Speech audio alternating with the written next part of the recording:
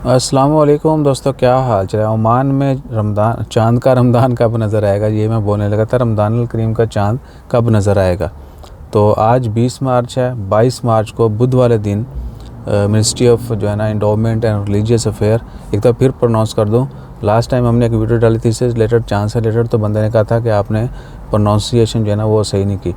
Ministry of endowment and religious affair, ठीक है।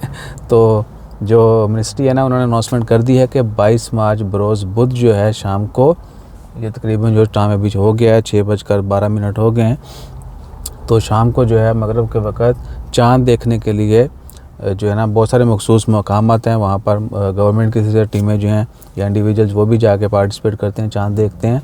और उसके अलावा भी उन्होंने रिक्वेस्ट की है कि किसी इंडिविजुअल को चाँद नज़र आता है तो वो भी रिपोर्ट करें, ताकि ज़्यादा से ज़्यादा शहादतें होंगी तो कंफर्म हो जाएगा कि आज चाँद नज़र आ गया, कल रोज़ा होगा।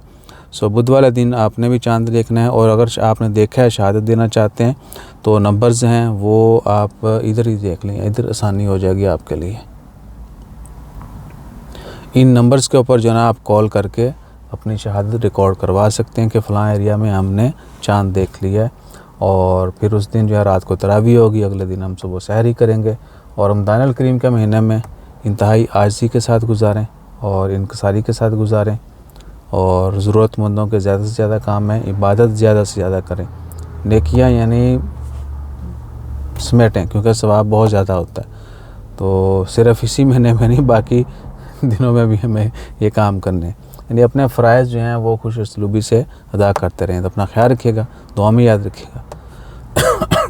जज़ाकल्लाह, अल्लाह हाफ़िज़।